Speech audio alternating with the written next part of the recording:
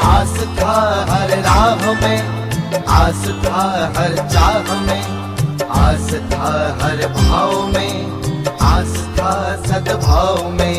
आस था, आस था।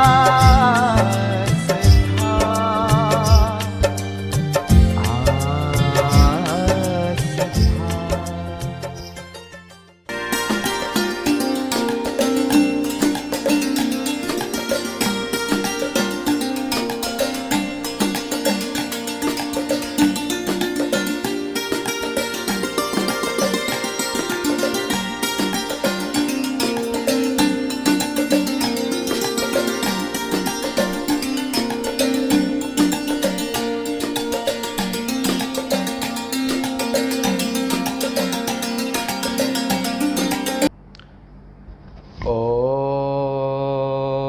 आप्यायन्तु ममाङ्गानि वाक्प्राणश्चक्षुः श्रोत्रमथो बलम् इन्द्रियाणि च सर्वाणि सर्वं ब्रह्मोपनिषदं माहं ब्रह्म निराकुर्यां मा ब्रह्म निराकरोत् अनिराकरणमस्तु अनिराकरणं मे अस्तु तदात्मनि निरते य उपनिषत्सु धर्मास्ते मयि सन्तो ओम शांति शांति शांति। आज 12/8/2020 भाद्र कृष्ण पक्ष कृष्ण जन्माष्टमी गीता भवन ट्रस्ट की ओर से आयोजित चातुर्मास के अंतर्गत सायंकाल के सत्र में प्रस्थानत्रय मीमांसा में उपनिषद प्रस्थान के अंतर्गत पूर्व में कल तक ईशावास्य उपनिषद पूर्ण हुआ। आज साम्य, कल यजुर्वेद का ईशावास्य उपनिषद था। आज जो आरंभ कर रहे हैं ये सामवेद का 9वां अध्याय माने तलवकर शाखा का ये उपनिषद है और इसका नाम है केनोपनिषद। ओम तत्सत् ब्रह्मणे नमः। एने ऋता प्रवर्तन्ते प्राणिनः स्वेषु कर्मसु तं वन्दे परमात्मानं स्वात्मानं सर्वदेहिनां यस्य पादांशु सम्भूतं विश्वं भाति चराचरं पूर्णानन्दं गुरुं वन्दे तं पूर्णानंद विग्रहम्। ऐसे गुरुदेव की हम वंदना करते हैं, उनके चरणों में प्रणाम करते हैं।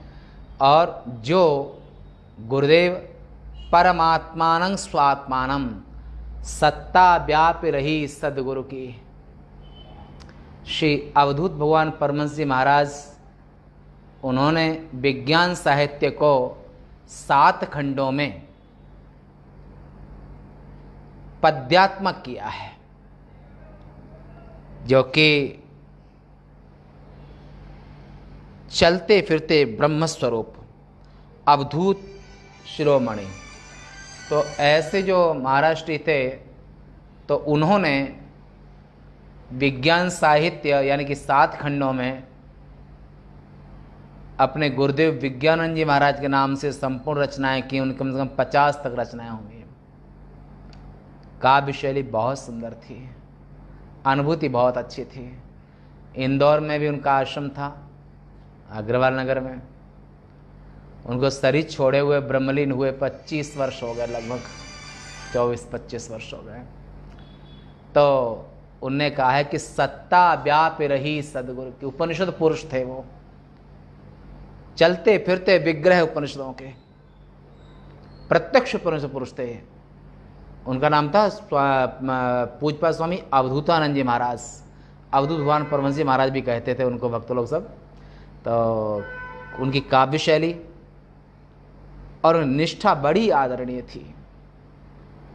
उदार हृदय, भक्त वत्सलता, करुणाद्र हृदय उनकी सेवा में रहे, कुछ ज़्यादा नहीं, थोड़े समय तक। तो अद्वितीय संत थे। ब्रह्मलीन हुए लगभग 24-25 वर्ष हो गए। 6 अप्रैल 1996 में वो ब्रह्मलीन हुए थे। तो उनने अपने साहित्य में कहा है कि सत्ता व्याप रही सदगुरु की। आचार्य शंकर भी गुरुदेव की वंदना करते हुए कहते हैं कि स्वात्मानं सर्वदेहिनाम, संपूर्ण देहों के जो आत्मस्वरूप हैं उनके पादांश संभूतं, उनके चरण का वंदना करते हैं। पूर्णानंदं गुरुं वंदे, पूर्ण आनंद स्वरूप हैं। ऐसे गुरुदेव की वंदना करके आदिगुरु शंकराचार्य जी ने इस श्लोक से ग्रंथ के आरंभ में गुरुदेव की वंदना की है। यजुर्वेद में जो शांति पाठ है वो पूर्णमदः वो श्रवण करते थे, और जब उपनिषद का स्वाध्याय आरंभ करते हैं तो वहाँ पर शांति पाठ करना आवश्यक होता है। और ये सामवेद का जो शांति पाठ है वो आप्यायन्तो, जो आपने भी सुना था। इसका अर्थ है शांति पाठ का, ये छांदोग्य उपनिषद भी सामवेदी है, केनोपनिषद भी सामवेदी है। दोनों उपनिषदों के आरंभ में यही शांति पाठ होता है। तो ये शांति पाठ का अर्थ है कि ओम आप्यायन्तु ममांगानि, हे जगन्नियंता परमेश्वर, हे सत्ता स्वरूप गुरुदेव, हे पूर्णानंद आनंद स्वरूप परमात्मानं स्वात्मानं सर्वदेहिनाम। आदिगुरु शंकराचार्य जी महाराज गुरुदेव की वंदना करते हैं जो सबके आत्मस्वरूप हैं। ऐसे गुरुदेव की हम वंदना करते हैं। वे गुरुदेव कौन है? तस्य वाचकः प्रणवः, वे ओंकार स्वरूप हैं। ओंकार माने सच्चित आनंद स्वरूप। सत्य वही जो विनशय नाहि, चित्त सदा चेते घट माहि। जो सबके उर रहे आनंदा, ताकू कहत सच्चिदानंदा। ऐसे सच्चिदानंद घन स्वरूप ओंकार, जिसको सामवेद में उदगीत, ओम इत्येकाक्षरं ब्रह्म, ओंकार ब्रह्म का एकाक्षरी नाम है। इसको सामवेद में उद्गीत कहते हैं, ऋग्वेद में प्रणव कहते हैं।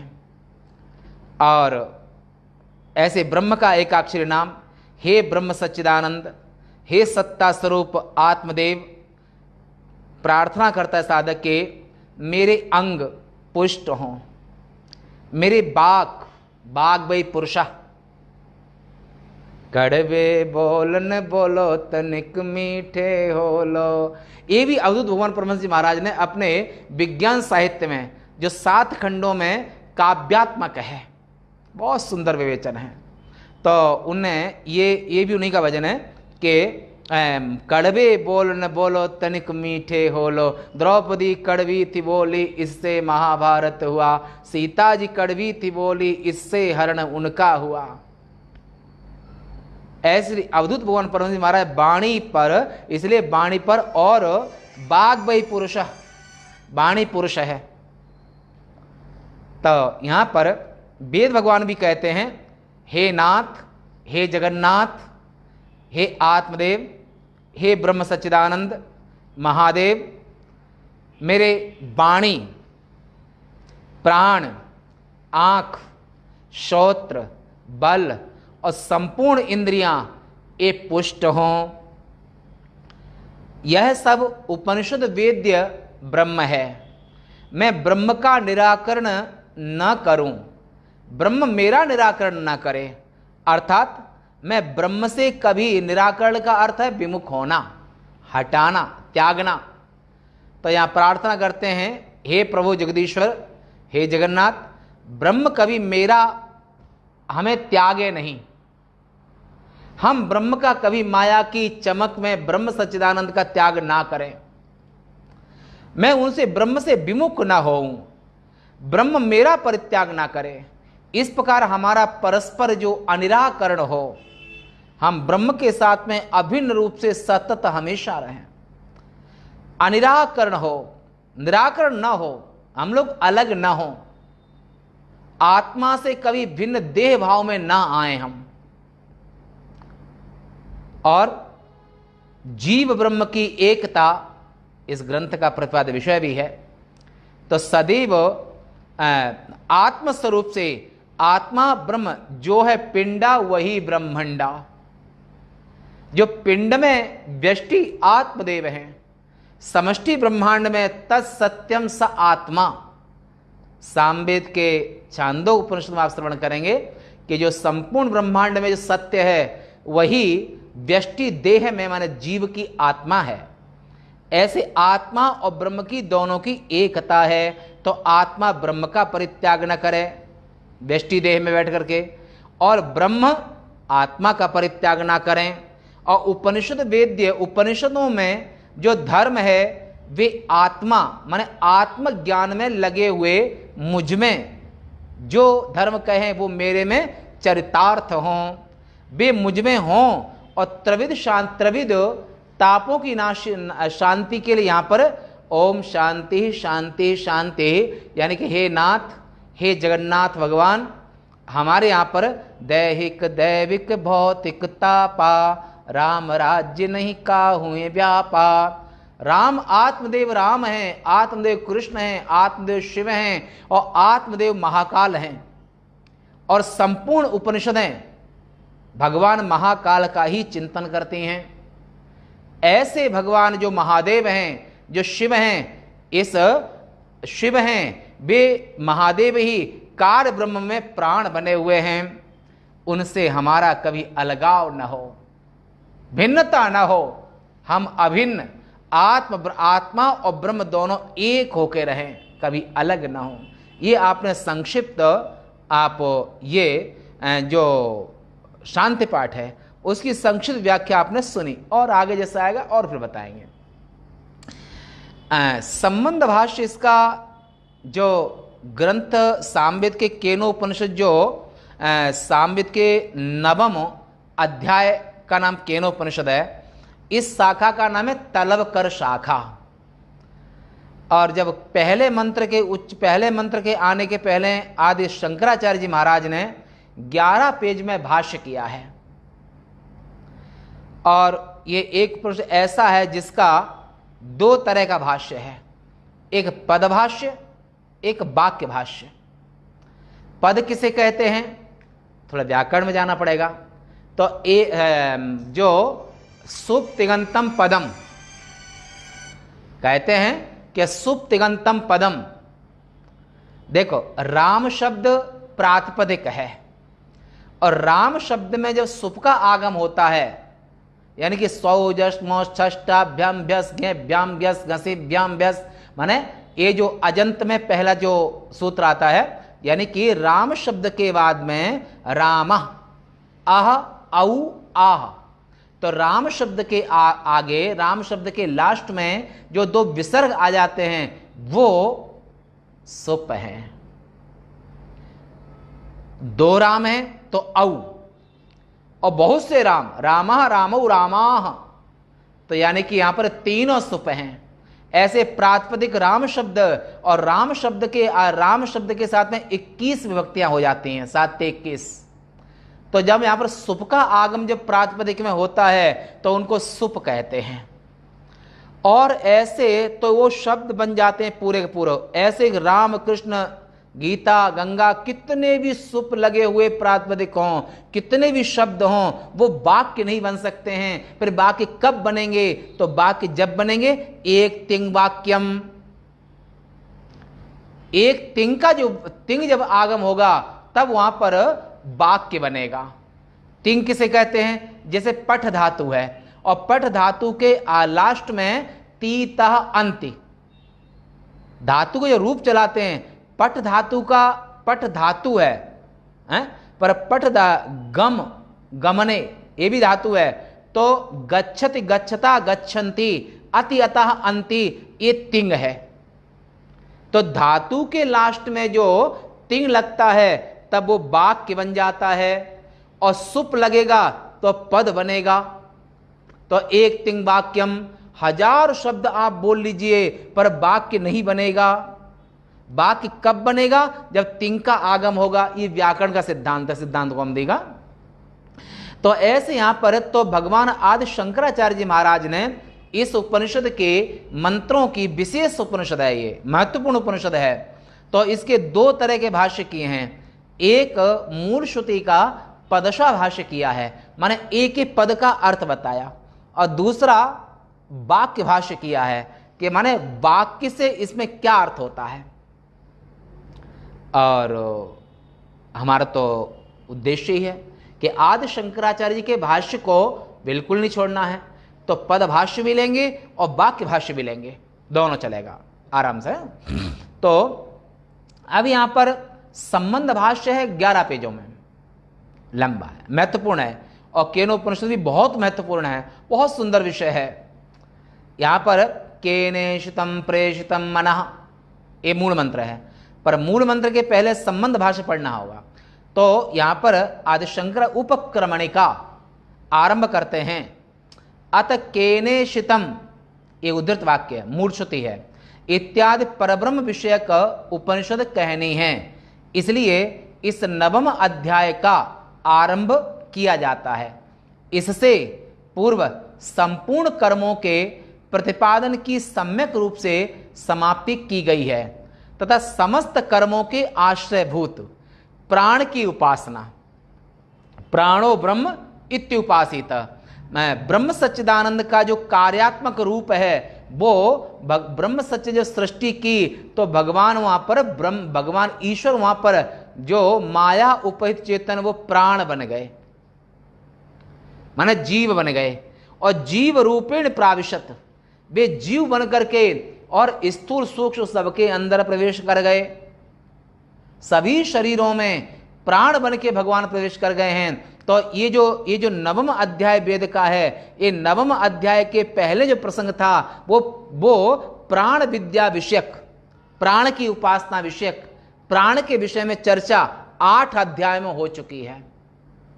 नवम अध्याय एक ज्ञान का अध्याय है, और जो पहले उपासना माने प्राण विद्या का अध्याय उनको छोड़ दिया है। कि उपनिषद का मतलब है कि वेद का कुल 4% भाग,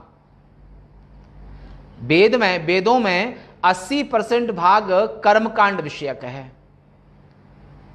कांडत्र है ना, कर्मकांड विषयक, और 16% भाग वो उपासना विषयक है, देव विद्या विषयक, उपासना विषयक, और 4% जो भाग है उसका नाम है उपनिषद। तो ये सामवेद का नवम अध्याय, जिस उपनिषद श्रवण कर रहे हैं, ये सामवेद का 9वां अध्याय है, और 9वें अध्याय का नाम है केनोपनिषद। तो ये प्राण की उपासना, कर्म की अंगभूत उपासना का वर्णन किया गया है पहले 8 अध्याय में। और इसका वाक्य भाष्य करते हैं कि इससे पूर्व ग्रंथ में कर्मों के आश्रयभूत प्राण विज्ञान यानी कि अनेक प्रकार के कर्म का निरूपण समाप्त किया है। किनमें? वेद का सामवेद के 8 अध्यायों में पूरा किया है, और नवम अध्याय का नाम है केनोपनिषद। तो ऐसे यहां पर निरूपण समाप्त हुआ, और जिनके विकल्प और समुच्चय के अनुष्ठान से दक्षिण और उत्तर मार्गों द्वारा क्रमशः आवृत्ति माने आवत जावत लोक प्रलोक हैं, कर्म उपासना के बल पर, कर्म के बल पर परिणाम से व्यक्ति आता है और जाता है। तो ऐसे यहां पर जिनके विकल्प समुच्चय के अनुष्ठान दक्षिण मार्ग और उत्तर मार्ग, उत्तरायण, ये आप पहले सुन चुके हैं। तो यहां पर अनावृत्ति और ब्रह्मलोक जाने के बाद में वो जीव दोबारा इस संसार में उसको जन्म नहीं लेना पड़ता है, और स्वर्ग तक जो जाते हैं उनको दोबारा इस पुण्य क्षय होने पर आना पड़ता है। इसके आगे देवता ज्ञान और कर्मों के समुच्चय का निष्काम भाव से अनुष्ठान करने से जिसने अपना चित्त शुद्ध कर लिया है, देखो कर्म आप करेंगे सकाम भाव से तो स्वर्ग की प्राप्ति होगी, अश्वमेध आदि यज्ञ करोगे सकाम भाव से करोगे तो स्वर्ग की प्राप्ति होगी, पुत्र की कामना से करोगे तो पुत्र मिलेगा, पुत्र काम शुभ यज्ञ करावा, सकाम भाव से अगर यज्ञ आदि कर्म करोगे तो वो फल मिलेगा।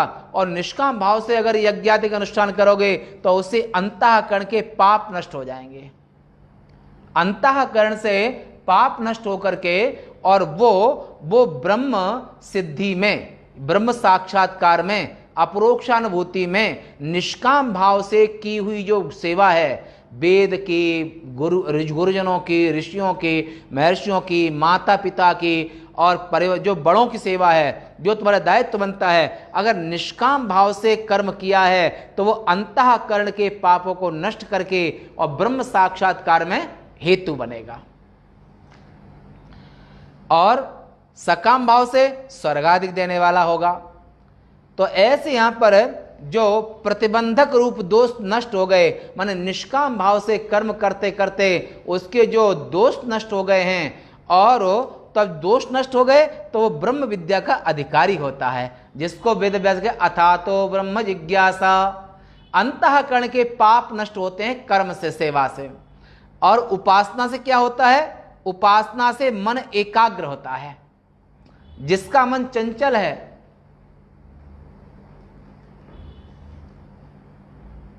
जिसका मन ये नहीं, गैस बंद करता हूं।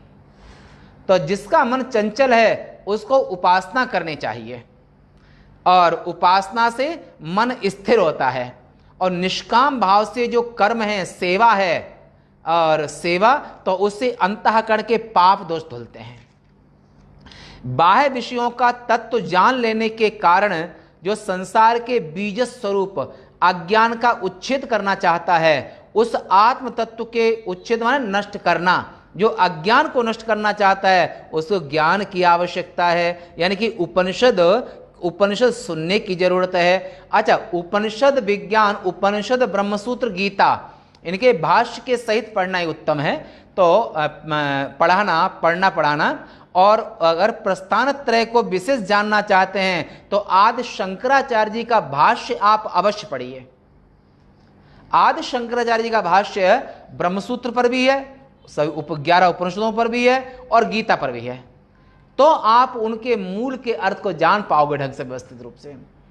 और जो आत्मविद्या है, ब्रह्म विद्या तपोमूलम, जो आत्मविद्या है, इससे अज्ञान का नाश होता है। तो यहां पर आत्मस्वरूप के तत्व का ज्ञान कराने के लिए केनेशितम प्रेषितम मना, ये श्रुति मंत्र कहा है कि आदि मंत्र से 9वां अध्याय आरंभ किया जाता है। उस आत्म तत्व ज्ञान से ही मृत्यु के कारण अज्ञान का उच्छेद करना चाहिए, क्योंकि यह संसार अज्ञान मूलक है, वास्तविक नहीं है। अज्ञान माने अज्ञान के कारण ये दुख मिलते हैं। आत्म तत्व अज्ञात है, इसलिए उसका ज्ञान प्राप्त करने के लिए आत्म विषयक जिज्ञासा होनी चाहिए। लोग देह को मैं मान लेते हैं और देह के संबंधियों को अपना मान लेते हैं और आत्मा का परिचय कर ही नहीं पाते हैं। तब तक जाने का टाइम आ जाता है। ये तो जिनके पुण्य ज्यादा हैं उनको उपनिषदों में प्रेम होता है, सुनने का मन करता है, मनन करने का मन करता है। और जिनके अंतःकरण में पाप ज्यादा हैं उनको उपनिषद में मन नहीं लगेगा, नाचना गाना बजाना सब में खूब आनंद आएगा है? और जिनके पुण्य ज्यादा हैं उनको उपनिषद स्वाध्याय में, उपनिषद कथा सुनने में मन लगेगा। और यहां पर कर्मकांड में आत्म तत्व का निरूपण नहीं किया गया है, क्योंकि यह उसका विरोधी है। इस विशेष रूप से जानने योग्य आत्म तत्व का कर्मकांड में विवेचन नहीं प्राप्त होता है। तो अब ये तो आपने वाक्य भाष्य देखा, अब पद भाष्य भी इसके तो यहां पर आपने पद भाष्य में सुना था कि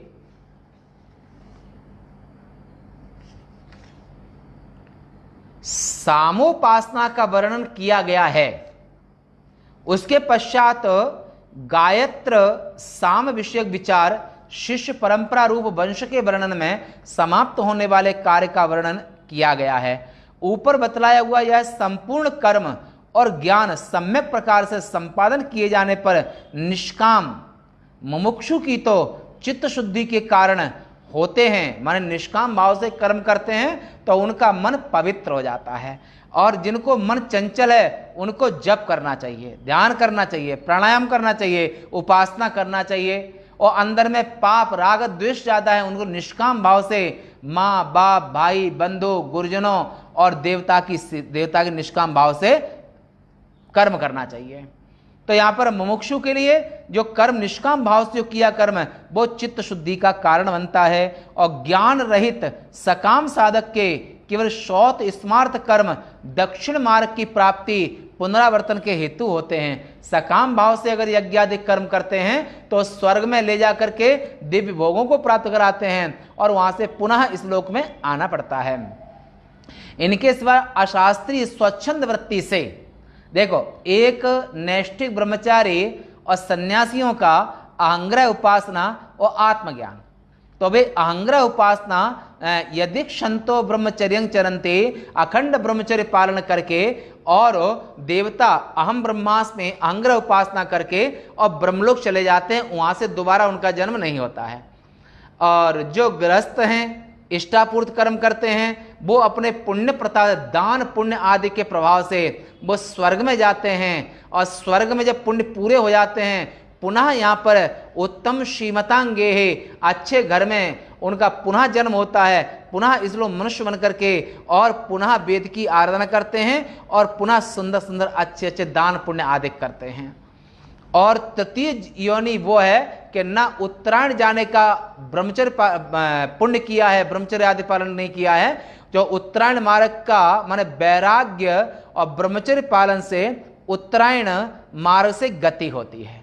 और तीनों ऐष्णाओं से युक्त होकर के जो गृहस्थ का पालन करते हैं पर वैदिक रीति से जीवन को यापन करते हैं, यज्ञादि करते हैं, वे दक्षिणायन मार्ग से स्वर्ग में देवराज इंद्र के लोक को जाते हैं। और जिन्होंने न इष्टापूर्त कर्म किए हैं, न ब्रह्मचर्य और वैराग्य लिया है, और तो वे लोग जायस्व म्रियस्व, ये छांदोग्य उपनिषद में पुनः सुनने को मिलेगा आपको। वे तृतीय मार्ग से कीड़े मकोड़े छिपकली गिरगट ये सब होकर के यहीं जन्मते हैं मरते हैं। न वो उत्तरायण मार्ग से ब्रह्मलोक जाते हैं और न दक्षिणायन मार्ग से वे स्वर्ग जा सकते हैं, कि स्वर्ग के लिए भी पुण्य चाहिए और त्याग तपस्या ब्रह्मचर्य ब्रह्मलोक जाने के लिए चाहिए, दोनों उनने किए नहीं है। तो वो तृतीय योनि में जाते हैं कि जन्मना और मरना। जायस्व अथ एतयो पथोर न कतरेण चन तान इमान क्षुद्राणि, असकृत सकृत माने एक बार, असकृत माने बहुबार। तो यहां पर असकृत असकृदावर्तनी भूतानि भवन्ति, जायस्व मृयस्व इत एतत् तृतीय स्थानम। ये छांदोग्य उपनिषद के 5, 10, 8 में आएगा, सुनने को मिलेगा। तो यहां पर तृतीय रास्ता है वो यहीं पर कीड़े मकोड़े होकर के कई बार कीड़े मकोड़े मक्खी मच्छर बन करके जन्मते हैं मरते हैं, जन्मते हैं मरते हैं, जन्मते हैं मरते हैं। जैसे उनने कहा था तुम खाते क्यों, बोला खाएंगे तो कमाएंगे कैसे, बोला कमाते क्यों, बोला कमाएंगे नहीं तो तुम खिला जाओगे क्या। तो खाते हैं कमाने के लिए, कमाते हैं खाने के लिए, खाते हैं कमाने के लिए, कमाते हैं खाने के लिए। उनको इस दो को छोड़ करके तृतीय कुछ दिखाए न, कोई भगवान भगवती वेद पुराण उपनिषद कथा यज्ञादिक में किसी में रुचि नहीं होती है, वो जिंदगी भर कमाते हैं और खाते हैं। तो उन लोगों को गति होती है जो वैदिक मार्ग को त्याग करते हैं, उनको कीड़े मकोड़े बन करके यही जन्मते हैं मरते हैं, जन्मते हैं मरते हैं, और मच्छर बन करके तुमको सबको काटते भी हैं, खून पीते हैं। तो मनुष्य रहे तब भी संसार में खाने कमाने में लगे रहे जिंदगी भर, और मरने के बाद में मक्खी मच्छर बन करके जन्मते हैं मरते हैं, जन्मते हैं मरते हैं, ये तृतीय गति है। ऐसा सामवेद में छांदोग्य उपनिषद में 5, 10, 8 में आपको वहां पर आप देख सकते हैं। शेष वार्ता कल करेंगे। ये तो आज यहीं तक, और बहुत सुंदर विषय है, और धीरे धीरे आप श्रवण करेंगे, बहुत सुंदर, और अगली वार्ता कल करेंगे। आज यहीं तक सभी के लिए ओम नमो नारायणाय। लाइव में आए हुए और वाणी को विराम देते हैं। पूर्णमदः पूर्णमिदं पूर्णात् पूर्णमुदच्यते पूर्णस्य पूर्णमादाय पूर्णमेवावशिष्यते।